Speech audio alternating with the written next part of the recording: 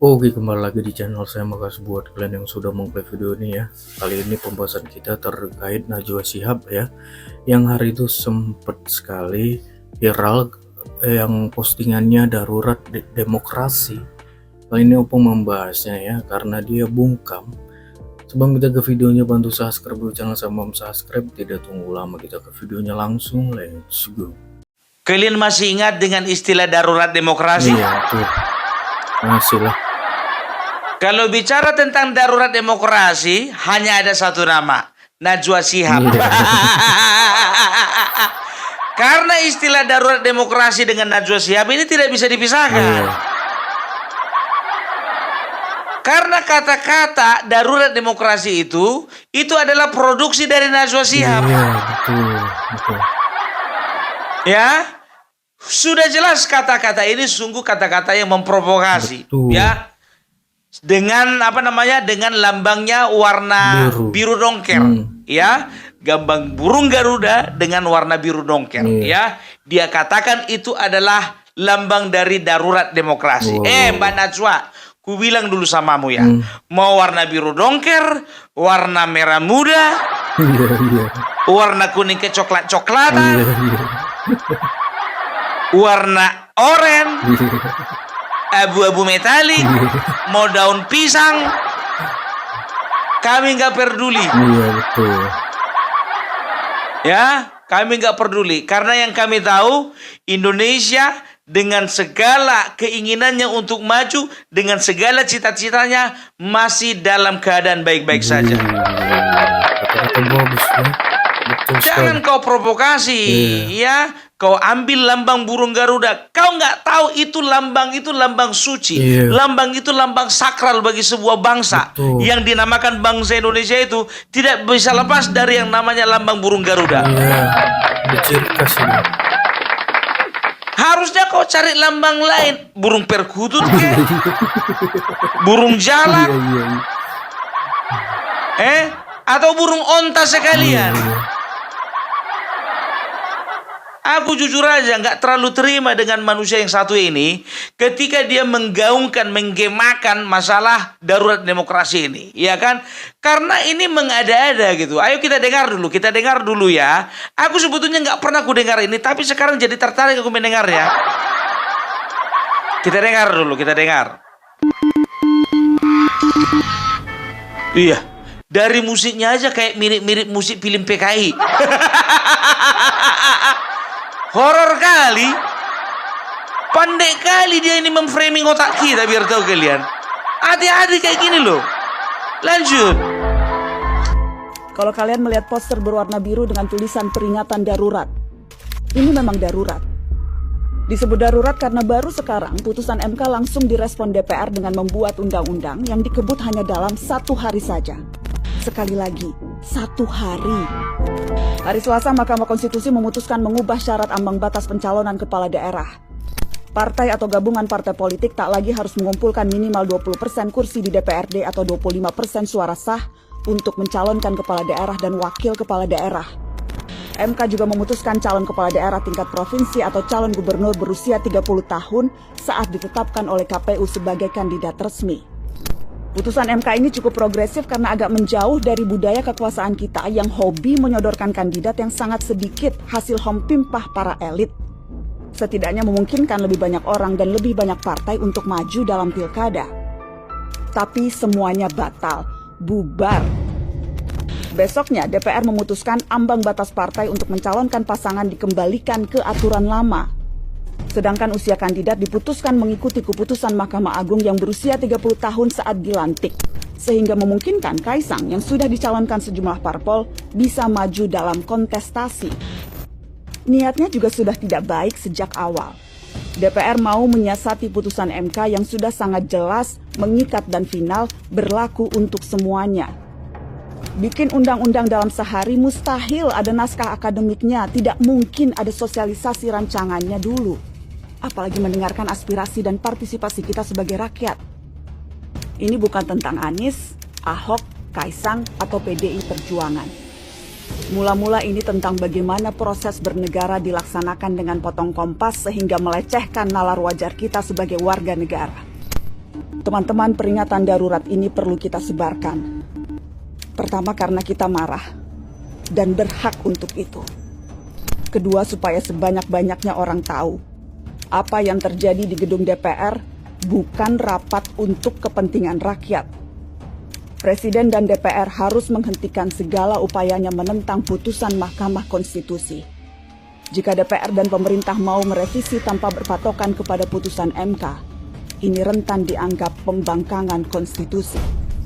Dan saya cemas, pembangkangan konstitusi ini bisa berujung dengan pembangkangan sipil.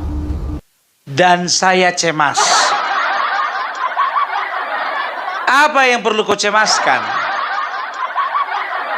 Ada rupanya ponakanmu mau jadi anggota dewan? Ada anak perempuan mau jadi anggota dewan? Enggak kan? Enggak perlu cemas. Atau kau cemas gara-gara kau bukan cucu Soekarno?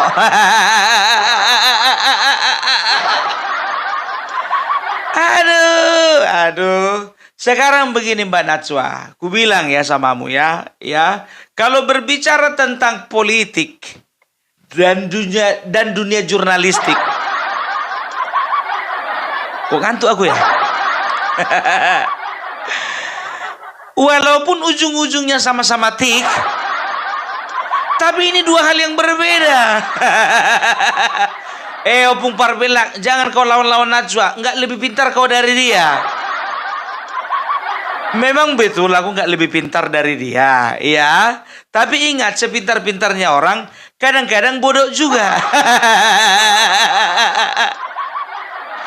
Dan di mana ada dan juga orang bodoh, nggak selamanya bodoh. Kadang-kadang ada juga pintarnya dalam hal-hal tertentu dan waktu-waktu tertentu. Najwa Shihab begitu juga, iya kan? Jadi sekarang begini, kalau kita bicara tentang dunia politik dan dunia jurnalistik, ya, setiap produk jurnalistik, ya, itu diharuskan, ingat ya, itu diharuskan, ya, menurut undang-undang, produk jurnalistik itu tujuannya adalah untuk memberi keterangan, memberikan informasi dengan maksud tujuan mencerdaskan bangsa. Itu dia. Ingat ya, jadi jangan kalian bodoh-bodohi masyarakat. Karena apa? Ya, undang-undang jurnalistik mengatakan bahwasanya produk jurnalistik harus mencerdaskan, bukan membodohi. Mak, harus aku pula yang ngajari kau. Ya, jadi ketika ya ada pembodohan dalam produk jurnalistik atau informasi yang kalian sebarkan, itu sama saja kalian sudah melanggar undang-undang jurnalistik. Sampai di sini paham? Ya, dan dunia politik, jurnalistik itu tidak bisa dipisahkan. Kita akui benar, tidak bisa dipisahkan. Tapi sering sekali dunia jurnalistik ini terlalu masuk ke dalam dunia politik, sehingga produk-produk jurnalistik mereka dari media, dari redaksi, dan dari kita katakanlah kantor-kantor berita itu dipengaruhi dengan dia dekat dengan partai mana, dia dekat dengan tokoh mana, dia dekat dengan kelompok mana. Itu masalahnya. Jadi bisa dipastikan, ku bilang sama kalian, bisa dipastikan, ini hati-hati, bisa dipastikan tidak semua media massa, tidak semua kantor berita netral. Dan tidak semua jurnalis netral. Enggak.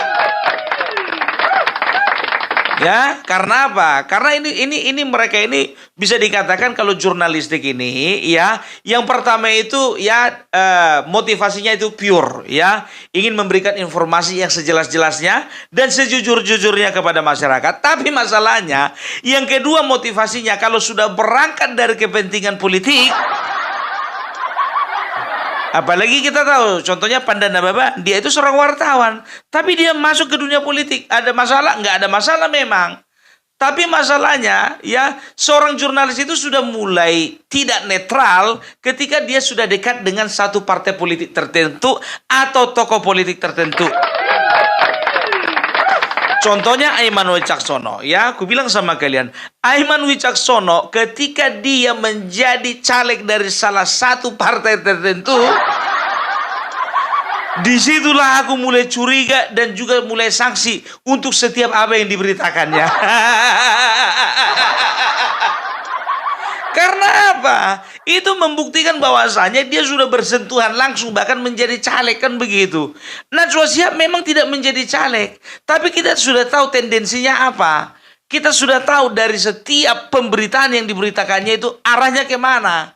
Gitu loh ya. Sama seperti seorang Denny Siregar. Selama ini kemarin ini kita tahu ya bahwasanya dia itu adalah pembelanya Jokowi garis keras. Dia itu adalah tameng dan juga banteng ya, dan juga benteng yang mau menangkal setiap serangan-serangan dari musuh-musuh Jokowi. Kan begitu. Dalam rangka apa? Kita berpikir bahwasanya dia dalam rangka memang pure ya untuk membela kepentingan Jokowi ya, yang membawa kepentingan rakyat yang lebih besar.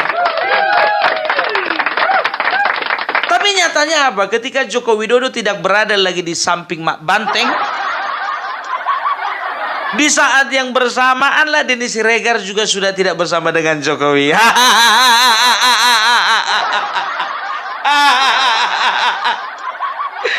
Gitu loh. Opung, kau juga nggak jujur kau. Ya aku bukan wartawan. Yang ku bilang itu tadi semuanya kan wartawan kan.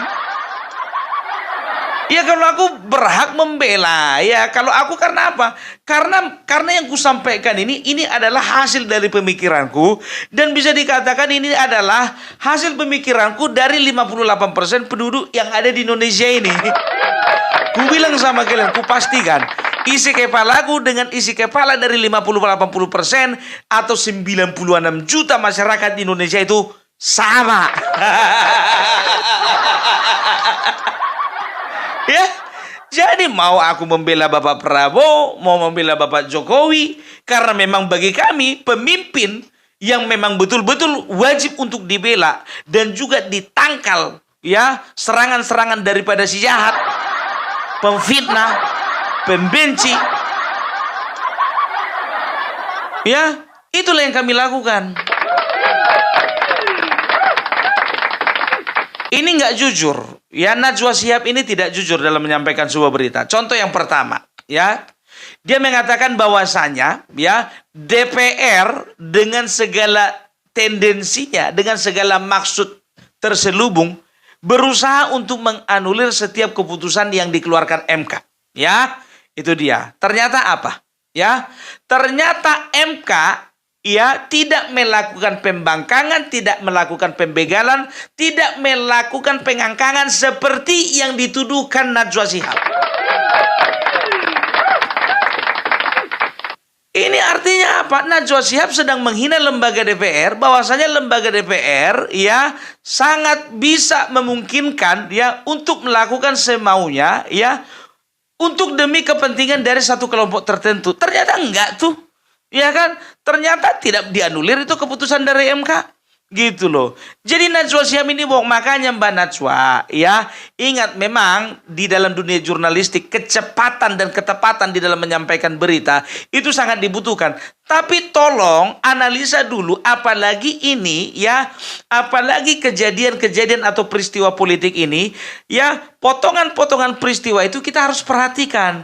Potongan ini arahnya bagaimana, ya, yang ini lagi ini arahnya kemana, yang ini apa dasarnya, harus seperti itu. Masa jadi aku yang ngajarin sih? Jadi butuh waktu, ya ada memang yang bisa dianalisa secara cepat, tapi ada juga yang harus dianalisa memakan waktu berjam-jam ataupun juga berhari-hari. Gitu loh, apalagi dengan dinamika politik yang ada di Indonesia. Jadi kita tidak bisa menyimpulkan dengan cepat. Ini akhirnya apa? Ini akhirnya menjadi keributan di tengah-tengah masyarakat.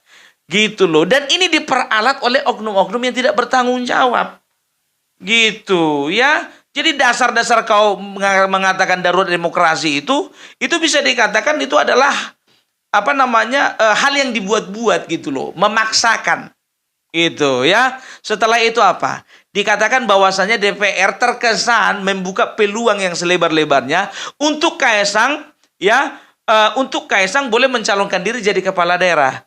Akhirnya apa sekarang? Terbukti Kaisang tidak menjadi kepala daerah. Dan di sini kau harus punya kemaluan. Kemaluan. Rasa malu, rasa malu.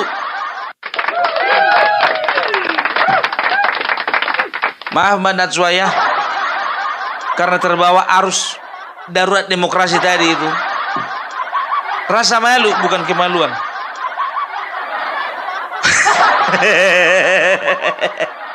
Kau tuh harusnya punya rasa malu gitu loh ya. Ternyata apa? Kaisang yang kalian katakan selama ini sangat bernafsu, berambisi ya, sangat menginginkan menjadi kepala daerah, akhirnya tidak terbukti. Ingat ku bilang ya tadi itu ya, potongan-potongan peristiwa itu ya, itu akan menjadi puzzle ya, yang bisa saja mudah untuk kalian pecahkan, tapi bisa juga menjadi sulit untuk kalian pecahkan. Apalagi peristiwa politik seperti ini ya, tahu nggak, ini sederhananya saja ya. Aku pun juga nggak bisa menyimpulkan ini dengan waktu sehari 2 hari ya. Kenapa Kaisang itu memiliki elektabilitas di Jakarta, memiliki elektabilitas juga di Jawa Tengah? Dan itu menjadi pertanyaan bahwasanya, ya kan? Kenapa sih? Apa sih maksudnya? Kalau di Jawa Tengah aja. Kalau di Jakarta aja, kan begitu bagi sebagian orang. Tapi tahu enggak kalian ya, bahwasanya kalau Kaisang ya sebetulnya sudah dari awal didesain, dia itu hanya dipakai sebagai vote getter. Sebagai pengumpul suara. Oh, sok tahu kau pun.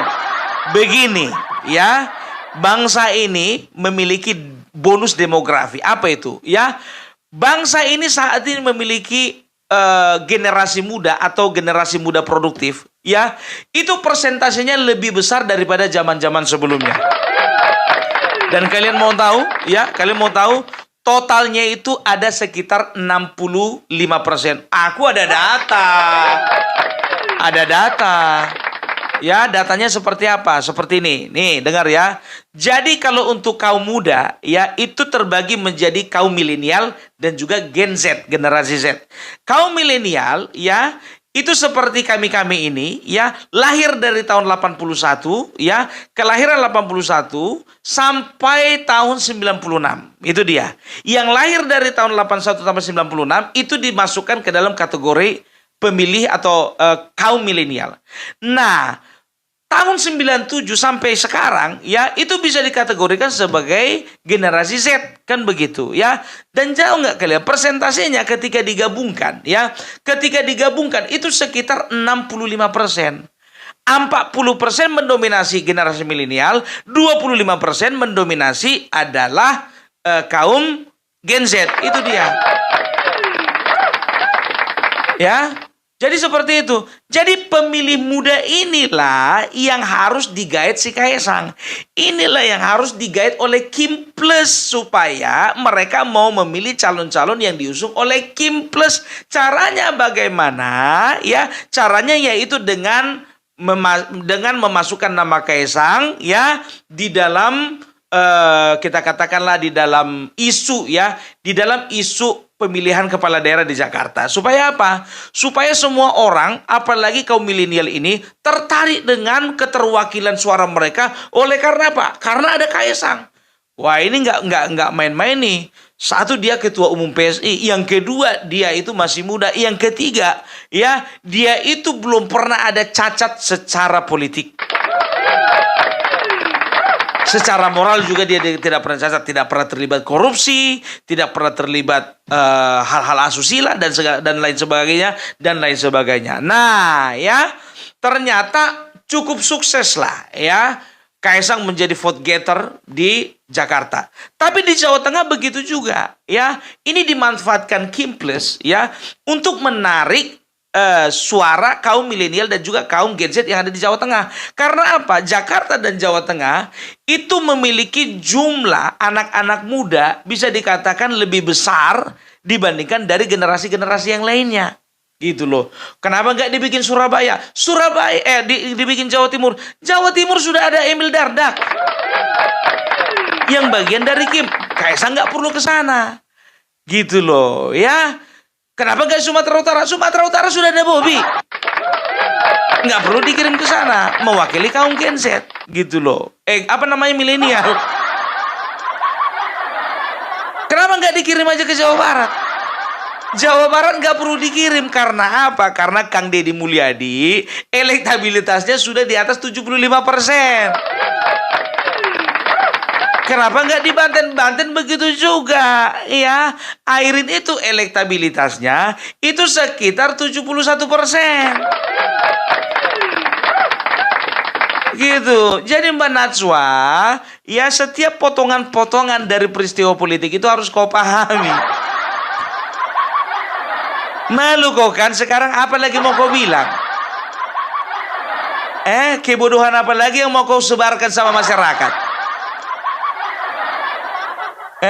Setelah itu apa? Kau katakan bahwasanya, ya, kau katakan ini bukan masalah Anies, ini bukan masalah Ahok, ini bukan masalah Kaisang, dan ini bukan masalah PDIP. Nah, sekarang ya, orang kan sedang menyorot PDIP. Selama ini kalian, ya, atau kita katakanlah jangan kalian lah. Selama ini golongan 24 dan 16% selalu berkuar-kuar bahwasanya politik dinasti yang dibawakan Mulyono itu bisa berakibat bahaya terhadap demokrasi di bangsa ini. Nah, gimana kejadiannya itu dengan keluarganya Soekarno? Kutanya dulu samamu. Yang udah jelas-jelas nggak terpilih tapi bisa duduk. Lebih vulgar nggak tuh? Nah, Gibran Raka Buming Raka, ya, walaupun dia anak presiden, ya, tapi dia membuktikan bahwasanya dia adalah pilihan rakyat. Ya, dan bisa membuktikan bahwasanya dengan totalitasnya dia sebagai orang muda, dengan mimpi dia untuk memajukan bangsa ini, dia bisa membuktikan bahwasanya dia tidak perlu, ya, untuk minta-minta langsung sama bapaknya, karena bapaknya juga bukan ketua umum. Ya, walaupun memang ada gejolak-gejolak, ya, kalau bisa dikatakan gejolaknya itu kan tidak melanggar hukum, ya kan? Biasa itu di dalam perpolitikan. Tapi dia membuktikan bahwasannya semua proses dia jalani dengan benar. Nah, Romi Soekarno, aku pengen dengar dulu komentarmu. Berani nggak kau bikin dulu spanduk warna biru ada burung Garudanya itu? Kau undang dulu dia. Undang Puan, anaknya Puan, ponakannya Puan, ponakannya Megawati, ya. Jadi itu dia Puan Maharani, anaknya Puan, Guru Soekarno Putra, Romi Soekarno, ada anaknya Guntur Siputi. Alah. Coba kau gabung dulu orang itu dalam satu ruangan, tapi ajak diskusi ya, jangan foto bareng. Diskusi, jangan cuma foto bareng. Belakangnya bikin background apamu itu tadi itu, lambang darurat demokrasimu itu. Oh, kalau itu gini gue bilang sama kau, ya mantap. Gitu ya pembahasan opung terkait Najwa Shihab tentang darurat demokrasi. Gimana menurut kalian? Coba komen di bawah dan sampai bertemu di video saya selanjutnya. Bye.